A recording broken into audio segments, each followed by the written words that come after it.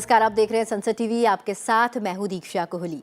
स्वागत है आपका आज की खबर में। दिखाएंगे आपको देश दुनिया की बड़ी खबरें, खेल जगत की सुर्खियों और मौसम के हाल पर भी डालेंगे नजर। लेकिन शुरुआत हेडलाइंस के साथ।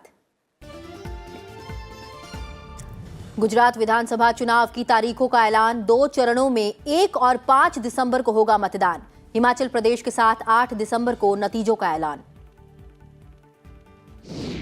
6 राज्यों की 7 विधानसभा सीटों पर उपचुनाव के लिए मतदान संपन्न।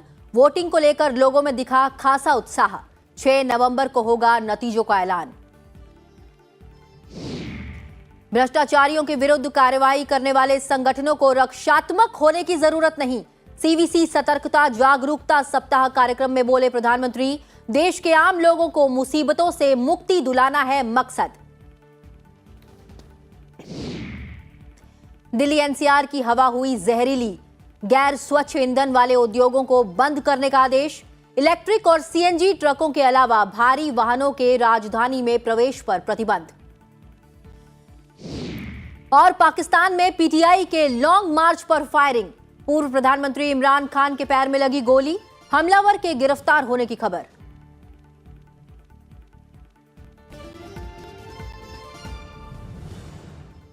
और अब नजर डालते हैं कुछ अन्य मुख्य समाचारों पर। राष्ट्रपति द्रौपदी मुर्मू ने कोहिमा जिले में अंगामी नगा समुदाय के पारंपरिक गांव किगवेमा का दौरा किया। महिला स्वयं सहायता समूहों के सदस्यों के साथ उन्होंने बातचीत भी की। सुप्रीम कोर्ट ने लश्कर आतंकवादी मोहम्मद आरिफ उर्फ अशफाक की उस याचिका को खारिज कर दिया है जिस याचिका में उसने 2000 के लाल किला हमले के मामले में मौत की सजा देने के उसके फैसले पर पुनर्विचार करने की मांग की थी। सुप्रीम कोर्ट ने भारतीय ओलंपिक संघ की कार्यकारी समिति के चुनाव के लिए जस्टिस सेवानिवृत्त LN राव समिति द्वारा रखी गई नई तारीख को मंजूरी देते हुए कहा कि चुनाव 10 दिसंबर को होंगे। सेना ने जम्मू कश्मीर के पुंछ जिले में नियंत्रण रेखा के पास घुसपैठ की कोशिश को नाकाम कर दिया। इस दौरान हुई मुठभेड़ में 3 आतंकवादी मारे गए। उत्तर प्रदेश मंत्री परिषद ने प्रदेश की नई औद्योगिक निवेश और रोजगार प्रोत्साहन नीति को लागू करने को मंजूरी दे दी है। इसका मकसद प्रगतिशील और प्रतिस्पर्धी औद्योगिक पारिस्थितिकी तंत्र का विकास करना भी है। दिल्ली में PM 2.5 प्रदूषण में पराली जलाए जाने का हिस्सा बढ़कर 38% हो गया है। विशेषज्ञों का कहना है कि राष्ट्रीय राजधानी में छाई कोहरे की मोटी परत के पीछे यही वजह है। शेयर बाजारों में लगातार दूसरे दिन भी गिरावट रही। सेंसेक्स 69.68 अंक टूटकर बंद हुआ। अमेरिका के केंद्रीय बैंक फेडरल रिजर्व द्वारा ब्याज दरों में 0.75% की वृद्धि के बाद वैश्विक बाजारों में गिरावट का प्रभाव घरेलू बाजार पर भी पड़ा। उत्तर कोरिया ने हथियारों का परीक्षण जारी रखा है। उसने एक अंतर महाद्वीपीय बैलिस्टिक मिसाइल समेत कम से कम 3 मिसाइलें दागी हैं। जापान सरकार को अपने नागरिकों को आसपास के इलाके खाली करने को अलर्ट करने के जारी करने के साथ ही ट्रेनों को अस्थायी रूप से भी रोकना पड़ा है। शीर्ष वरीय ग्रैंडमास्टर R प्रज्ञानंदा और उनकी हमवतन PV नदीदा ने एशियाई महाद्वीपीय शतरंज टूर्नामेंट के ओपन में महिला वर्ग के खिताब जीते हैं। T20 वर्ल्ड कप में पाकिस्तान ने दक्षिण अफ्रीका को 33 रन से हरा दिया है। पहले बल्लेबाजी करते हुए पाकिस्तान ने दक्षिण अफ्रीका के सामने 186 रन का लक्ष्य रखा था। अफ्रीकी टीम 14 ओवर में 9 विकेट खोकर 108 रन ही बना पाई।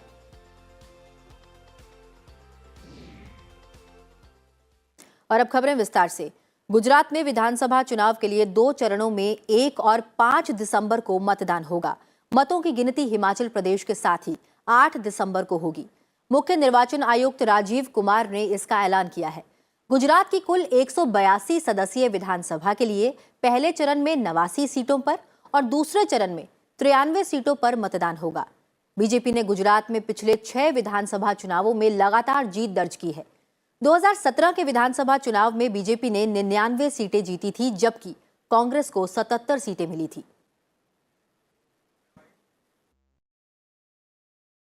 Scrutiny of nominations would be November 15th and 18th respectively. Withdrawal would be November 17th and 21, and date of poll would be 1st and 5th, with the date of counting to coincide with Himachal Pradesh on 8th of December. and the entire process would be completed on 10th of December. So this is what is the schedule. इस मौके पर मुख्य चुनाव आयुक्त ने EVM पर उठते सवालों का भी जवाब दिया। पार्टी किसी भी कारण से या जो भी कैंडिडेट किसी भी कारण से तो सवाल उठाते रहे हैं, जब रिजल्ट आए तो उनको मालूम हुआ अरे ये तो सवाल मुझे नहीं उठाना चाहिए था, तो मेरे फेवर में ही रिजल्ट आ गया। हमारे पास इंस्टेंसेस हैं कि चुनाव शुरू होने से पहले लंबी लंबी चिट्ठियां आती हैं कि ईवीएम मशीन्स खराब है, इनको बदल दीजिए, तो वही ईवीएम मशीन उसी पार्टी को जिता देती है। फिर वो प्रश्न बंद हो जाते हैं, फिर वो रिजल्ट एक्सेप्ट हो जाता है। सो चुनाव आयोग की निष्पक्षता, चुनाव आयोग की धारणा, और मैं इसमें कहना चाहूंगा हमारे लिए नई बात नहीं है, ये एक लीगेसी है। बीजेपी के वरिष्ठ नेता और गृह मंत्री अमित शाह आज गुजरात के गांधीनगर में राज्य बीजेपी संसदीय बोर्ड की बैठक की अध्यक्षता की। 3 दिन की ये बैठक राज्य में विधानसभा चुनाव के लिए पार्टी उम्मीदवारों के बारे में फैसला करने के लिए बुलाई गई। आज पहले दिन 13 जिलों की 47 सीटों के उम्मीदवारों को अंतिम रूप दिया जा रहा है, जिनके बारे में फैसला किया जाएगा। उनका नाम अंतिम स्वीकृति के लिए केंद्रीय संसदीय बोर्ड के सामने रखा जाएगा। बैठक में मुख्यमंत्री भूपेंद्र पटेल, बीजेपी प्रदेश अध्यक्ष CR पाटिल और राज्य संसदीय बोर्ड के सदस्य भी शामिल हुए। 6 राज्यों की 7 विधानसभा सीटों पर उपचुनाव के लिए मतदान आज संपन्न हो गया। नतीजों का ऐलान 6 नवंबर को किया जाएगा। मतदान को लेकर लोगों में खासा उत्साह देखने को मिला। जिन सीटों पर उपचुनाव के लिए मतदान हुआ उनमें बिहार के मोकामा और गोपालगंज, महाराष्ट्र के अंधेरी पूर्व, हरियाणा के आदमपुर, तेलंगाना के मुनुगोड़े, उत्तर प्रदेश के गोला गोकर्णनाथ और ओडिशा के धामनगर विधानसभा क्षेत्र शामिल हैं। जिन क्षेत्रों में उपचुनाव हुए उनमें बीजेपी के पास 3, कांग्रेस के पास 2 और शिवसेना और आरजेडी के पास 1-1 सीट थी। हिमाचल प्रदेश में विधानसभा चुनाव को लेकर सरगर्मियां तेज हो गई हैं। राजनीतिक पार्टियां इसकी तैयारी में जुट गई हैं। इसी सिलसिले में बीजेपी ने कमर कस ली है और एक के बाद एक कर रैली का आयोजन किया जा रहा है। इसी सिलसिले में केंद्रीय रक्षा मंत्री राजनाथ सिंह सोलन के अर्की में आयोजित रैली में शामिल हुए।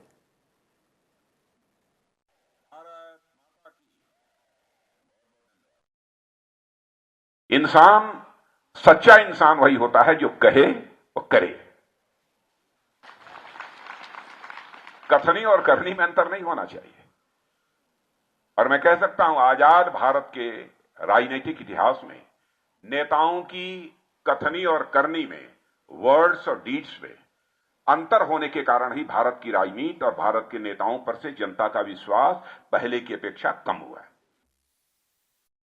भ्रष्टाचार और भ्रष्टाचारियों के विरुद्ध कार्रवाई करने वाले संगठनों को ना तो रक्षात्मक होने की और ना ही अपराध बोध में जीने की जरूरत है। दिल्ली में सीवीसी के सतर्कता जागरूकता सप्ताह पर आयोजित समारोह को संबोधित करते हुए प्रधानमंत्री नरेंद्र मोदी ने ये बातें कही। प्रधानमंत्री ने कहा कि ऐसे संगठनों का काम देश के सामान्य लोगों को मुसीबतों से मुक्ति दिलाना है। प्रधानमंत्री ने कहा कि हर भ्रष्टाचारी को समाज के कटघरे में खड़ा किए जाने का वातावरण बनाना बहुत आवश्यक है, क्योंकि भ्रष्टाचार के मामले में जेल की सजा होने के बावजूद कई बार भ्रष्टाचारियों का गौरवगान भी किया जाता है। उन्होंने कहा कि हमें राजनीतिक एजेंडे पर नहीं चलना है, लेकिन देश के सामान्य लोगों को जो मुसीबतें हो रही हैं उससे उन्हें मुक्ति दिलाने का हमारा काम है और हमें इसे करना है।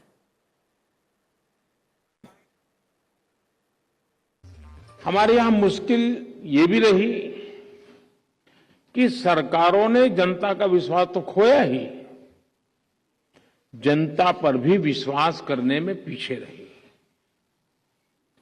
गुलामी के लंबे कालखंड से हमें भ्रष्टाचार की, शोषण की, संसाधनों पर कंट्रोल की जो लीगेसी मिली, उसको दुर्भाग्य से आजादी के बाद और विस्तार मिला और इसका बहुत नुकसान देश ने 4 पीढ़ी ने उठाया है। युवाओं को स्वरोजगार मुहैया कराने के लिए केंद्र की मुद्रा योजना के तहत अब तक 20 लाख करोड़ रुपए के ऋण वितरित किए गए हैं। प्रधानमंत्री नरेंद्र मोदी ने महाराष्ट्र सरकार की ओर से 75,000 लोगों को नियुक्ति पत्र वितरण कार्यक्रम को संबोधित कर रहे थे। इस कार्यक्रम के दौरान प्रसारित एक वीडियो संदेश में प्रधानमंत्री नरेंद्र मोदी ने कहा कि उनकी सरकार स्टार्टअप और सूक्ष्म उद्योगों को भी मदद मुहैया करा रही है। अगर हम सिर्फ महाराष्ट्र की ही बात करें तो केंद्र सरकार की तरफ से 2 लाख करोड़ से ज्यादा के लगभग 225 प्रोजेक्ट्स मंजूर किए गए हैं। इन प्रोजेक्ट्स पर या तो काम चल रहा है या काम बहुत जल्द शुरू होने वाला है। लोकसभा अध्यक्ष ओम बिरला ने आज संसद भवन परिसर में ऊर्जा संबंधी संसदीय स्थायी समिति के सदस्यों से चर्चा की। इस मौके पर उन्होंने संसदीय समितियों की अहम भूमिका के विषय में कहा कि समितियों में राजनीतिक मतभेदों से ऊपर उठकर कार्य होता है। उन्होंने कहा कि संसदीय समितियां सरकार की नीतियों का मार्गदर्शन करने और दीर्घकालिक नीति निर्माण में महत्वपूर्ण भूमिका निभाती है। ऊर्जा क्षेत्र के महत्व पर ओम बिरला ने कहा कि इस क्षेत्र में एफिशिएंसी और सस्टेनेबिलिटी की दिशा में एक वैश्विक परिप्रेक्ष्य की आवश्यकता है। लोकसभा अध्यक्ष ने समिति के सदस्यों को यह भी आश्वासन दिया कि उनके लिए उच्च गुणवत्ता के साथ शोध सहायता सुनिश्चित करने के प्रयास निरंतर जारी हैं। दिल्ली एनसीआर में हवा गुणवत्ता गंभीर की स्थिति में बनी हुई है। हालात को देखते हुए केंद्र के वायु गुणवत्ता आयोग ने कई एहतियाती कदम उठाए हैं। दिल्ली एनसीआर में डीजल चलित हल्के वाहनों को चलाने पर प्रतिबंध लगाया गया है। आवश्यक और आपातकालीन सेवाओं के वाहनों को छूट दी गई है। बता दें कि दिल्ली में इलेक्ट्रिक और सीएनजी वाले ट्रकों के अलावा अन्य ट्रकों के प्रवेश पर प्रतिबंध लगाया गया है, लेकिन आवश्यक वस्तुओं की ढुलाई करने वाले ट्रकों को छूट दी गई है। वायु गुणवत्ता निकाय में एनसीआर में उन सभी उद्योगों को बंद करने का आदेश दिया गया है जो स्वच्छ ईंधन से संचालित नहीं हो रहे हैं। दिल्ली एनसीआर में बढ़ते प्रदूषण के बीच केंद्र और राज्य सरकारें अपने कर्मचारियों को घर से काम करने की अनुमति देने का फैसला कर सकती हैं। वायु गुणवत्ता आयोग ने कहा कि राज्य सरकार स्कूलों को बंद करने, गैर आपातकालीन व्यावसायिक गतिविधियों वाले वाहनों के लिए ऑड इवन योजना पर निर्णय लेंगे। दिल्ली के अस्पतालों में खांसी, जुकाम और सांस लेने में कठिनाई महसूस करने वाले लोग बड़ी संख्या में आ रहे हैं। राजधानी और आसपास वायु गुणवत्ता गंभीर बनी हुई है और डॉक्टरों ने प्रदूषण से बचने के लिए लोगों को मास्क पहनने की सलाह दी है। आज की खबर में वक्त हो चला एक छोटे से ब्रेक का। जल्द हाजिर होंगे, बने रहिए संसद टीवी के साथ।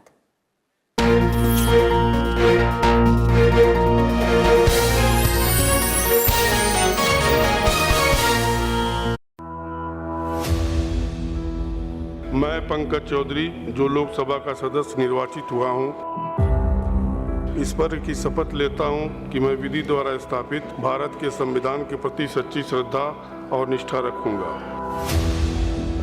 मैं भारत की प्रभुता और अखंडता अक्षुण्ण रखूंगा तथा जिस पद को मैं ग्रहण करने वाला हूं, उसके कर्तव्यों का श्रद्धापूर्वक निर्वहन करूंगा। सबसे पहले तो हम आप सबके धन्यवाद देवल चाहती कि आपके ही बदौलत 6 बार मैं सांसद चुना गया। आपके सांसद में देखिए, मेरी बात शुक्रवार 7:30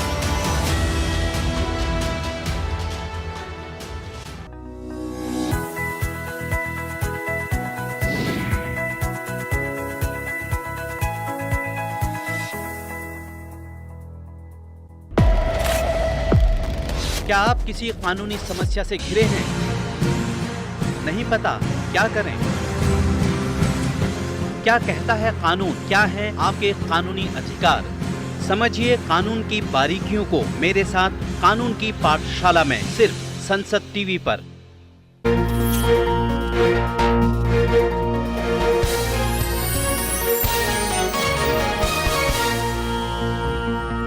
ब्रेक के बाद स्वागत है आप सभी का। आप देख रहे हैं आज की खबर। बढ़ते हैं आगे और अब नजर डालते हैं राज्यों से जुड़ी हुई खबरों पर।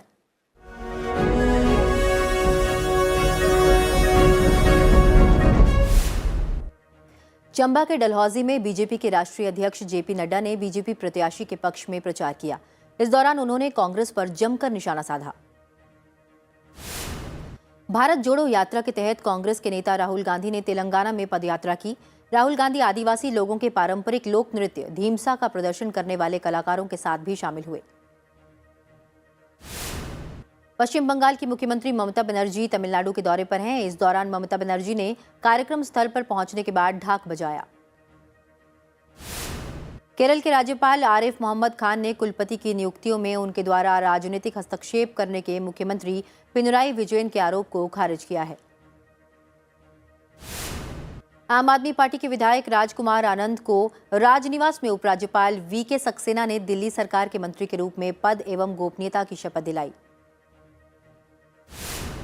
झारखंड के मुख्यमंत्री हेमंत सोरेन के प्रति एकजुटता व्यक्त करने के लिए जेएमएम के कार्यकर्ताओं ने रांची में मार्च निकाला। ईडी ने हेमंत सोरेन को अवैध खनन मामले में पूछताछ के लिए रांची स्थित कार्यालय में पेश होने के लिए तलब किया था। ओडिशा की राजधानी भुवनेश्वर में राजभवन परिसर में खड़े चंदन के वृक्ष को कथित रूप से चोरी छुपे काट लिया गया। इस सिलसिले में कैपिटल थाने में लिखित शिकायत दर्ज कराई गई है। केरल के 3 दक्षिणी जिलों के लिए ऑरेंज अलर्ट जारी किया गया है। भारत मौसम विज्ञान विभाग ने कहा है कि पथनमथिट्टा और इडुक्की जिलों में कुछ स्थानों पर भारी वर्षा होने की आशंका है।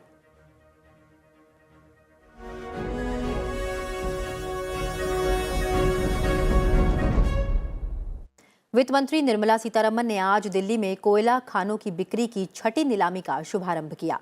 इस मौके पर उन्होंने कहा कि आज 141 कोल ब्लॉक की पेशकश की जा रही है। ये एक ऐतिहासिक विकास है। अर्थव्यवस्था के लिए सुधार के एजेंडे को आगे बढ़ाया गया है। निविदा दस्तावेज की बिक्री आज से शुरू हो गई है। खदानों का विवरण, नीलामी की शर्तें और बिक्री कार्यक्रम की जानकारी एमएसटीसी नीलामी प्लेटफॉर्म से ऑनलाइन एक्सेस की जा सकती है। I think 11 states, in this case of the new policy, can directly benefit from today's auction because they are the ones who are going to be hosting these mines and they are the ones who are holding this wealth of the coal, and this auction is going to open up their capacities, and with them on board, 11 of them are going to be directly earning all the wealth which is going to come out of this auction. भारतीय reserve bank की मौद्रिक नीति समिति ने केंद्र सरकार को भेजी जाने वाली रिपोर्ट को लेकर मुंबई में बैठक की। रिपोर्ट में बताया जाएगा कि इस वर्ष जनवरी से लगातार 3 तिमाहियों में वह खुदरा मुद्रास्फीति को 6% की संतोषजनक सीमा से अधिक रही है। 6 सदस्यीय मौद्रिक नीति समिति की बैठक की अध्यक्षता रिजर्व बैंक के गवर्नर शक्तिकांत दास ने की। आरबीआई लगातार 9 महीनों तक मुद्रास्फीति को निर्धारित दायरे में नहीं रख पाने पर एक रिपोर्ट तैयार कर सरकार को सौंपेगी। आरबीआई अधिनियम के तहत मुद्रास्फीति को सरकार की तरफ से तय सीमा के भीतर रख पाने में नाकाम रहने पर केंद्रीय बैंक को इसके बारे में सरकार को रिपोर्ट देनी होती है। इस साल जनवरी से ही मुद्रास्फीति लगातार 6% से ऊपर बनी हुई है। वर्ष 2016 में मौद्रिक नीति निर्धारण के एक व्यवस्थित ढांचे के रूप में एमपीसी का गठन किया गया था। एमपीसी ढांचे के तहत सरकार ने आरबीआई को यह जिम्मेदारी सौंपी थी कि मुद्रास्फीति 4% से नीचे बनी रहे। विदेश मंत्री एस जयशंकर 7-8 नवंबर को मॉस्को जाएंगे। रूस के विदेश मंत्री सरगेई लावरोव के निमंत्रण पर विदेश मंत्री की रूस यात्रा हो रही है। इस बारे में जानकारी देते हुए विदेश मंत्रालय प्रवक्ता अरिंदम बागची ने बताया कि इस यात्रा के दौरान दोनों नेताओं के बीच आपसी मुद्दों के अलावा क्षेत्रीय और अंतर्राष्ट्रीय मुद्दों पर भी बातचीत होगी। समझा जाता है कि दोनों नेताओं के बीच रूस यूक्रेन युद्ध के कारण बनी स्थिति और किसी परमाणु खतरे के संबंध में भी बातचीत होगी। We have noted that the joint statement that was released following the visit of the Prime Minister of Pakistan to China contains several unwarranted references to the Indian Union Territory of Jammu and Kashmir.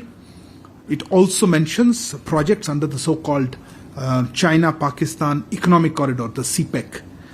We have consistently conveyed our protests and our concerns to China and Pakistan. CPEC includes projects on the sovereign territory of India that is under forcible and illegal external occupation. We resolutely reject any attempts to utilize such projects to change the status quo in the area. और अब बढ़ते हैं आगे और नजर डालते हैं अंतर्राष्ट्रीय जगत की खबरों पर।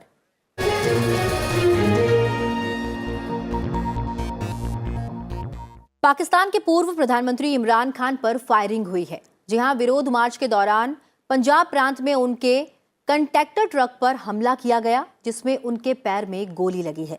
घटना पंजाब के वजीराबाद कस्बे के अलाहवाला चौक के पास हुई। जियो टीवी के फुटेज के अनुसार इमरान खान के दाहिने पैर में गोली लगी है। हमले के समय वे जिस कंटेनर में सवार थे उससे उतारकर पुलिस उन्हें एक बुलेट प्रूफ वाहन में अस्पताल ले गई, लेकिन वह खतरे से बाहर है। एक व्यक्ति को मौके से गिरफ्तार कर लिया गया है और पुलिस उसे किसी अज्ञात स्थान पर ले गई है। बता दें कि पीटीआई का दावा है कि इस हमले में 6 लोग घायल हुए हैं और स्थानीय नेता अहमद चट्टा सहित 2 लोग गंभीर रूप से घायल हुए हैं। हमले के बाद पाकिस्तान के कई शहरों में इमरान खान के समर्थक सड़कों पर उतर आए हैं। इजराइल के आम चुनाव में करीब 91% मतपत्रों की गिनती के साथ ही पूर्व प्रधानमंत्री बेंजामिन नेतन्याहू नीत दक्षिणपंथी गुट ने 120 सदस्यीय संसद में 65 सीटों पर जीत हासिल कर बहुमत हासिल कर लिया है।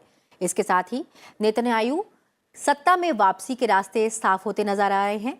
केंद्रीय निर्वाचन समिति के ताजा आंकड़ों के अनुसार नेतन्याहू की लिकुड पार्टी को 32 सीट, प्रधानमंत्री याइर लापिड की येश अतीद को 24, रिलीजियस जियोनिज्म को 14, नेशनल यूनिटी को 12, शास को 11 और यूनाइटेड टोरा जुदाइज्म को 8 सीटें प्राप्त होंगी। संसद का प्रतिनिधित्व करने के लिए अर्हता प्राप्त करने के लिए आवश्यक 3.25% की सीमा को पार करने वाले छोटे दलों में राम के 5 सीटें जीतने की संभावना है। वहीं हदाशताल और इजराइल बेट्रेनो के 5 और लेबर पार्टी के 4 जीतने का अनुमान जताया जा रहा है। नेतन्याहू इजराइल के सर्वाधिक समय तक रहे प्रधानमंत्री हैं, जिन्होंने लगातार 12 वर्षों तक और कुल मिलाकर 15 साल तक देश पर शासन किया है। उन्हें पिछले साल सत्ता से हटना पड़ा था। यूक्रेन और अमेरिका द्वारा जैविक हथियारों का इस्तेमाल करने के रूस के दावों की पड़ताल के लिए जांच आयोग के गठन की मांग संबंधी मसौदा प्रस्ताव पर संयुक्त राष्ट्र सुरक्षा परिषद में हुए मतदान में भारत ने हिस्सा नहीं लिया। परिषद के केवल 2 सदस्यों रूस और चीन ने इसके पक्ष में मतदान किया, जबकि अमेरिका, ब्रिटेन और फ्रांस ने इसके खिलाफ मतदान किया। वहीं भारत समेत परिषद के दूसरे सदस्यों ने मतदान में हिस्सा नहीं लिया।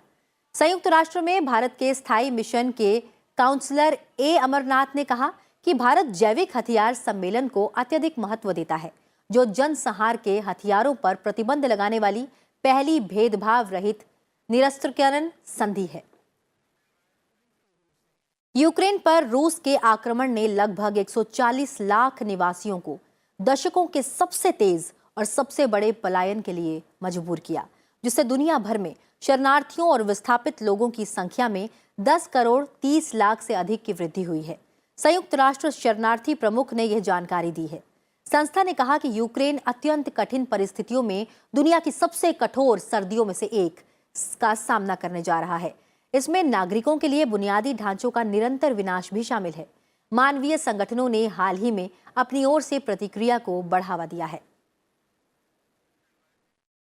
बैंक ऑफ इंग्लैंड ने प्रमुख ऋण दर को 0.75% बढ़ाकर 3% कर दिया है, जो पिछले 30 वर्षों की सबसे बड़ी वृद्धि है।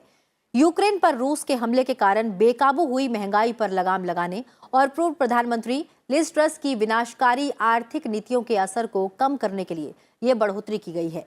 ब्रिटेन में उपभोक्ता मूल्य पर आधारित मुद्रास्फीति सितंबर में 40 साल के उच्च स्तर पर पहुंच गई थी। ब्याज दरों में की गई बढ़ोतरी बाजार की अपेक्षाओं के अनुरूप है, क्योंकि यह माना जा रहा था कि महंगाई को काबू करने के लिए आक्रामक कदम उठाने की जरूरत है। और आज की खबर में आज बस इतना ही। चलते चलते आपको छोड़ जाते हैं मंगोलिया में साल की पहली बर्फबारी की तस्वीरों के साथ। फिलहाल मुझे दीजिए इजाजत, अपना ख्याल रखिए और देखते रहिए सनसेट टीवी। नमस्कार।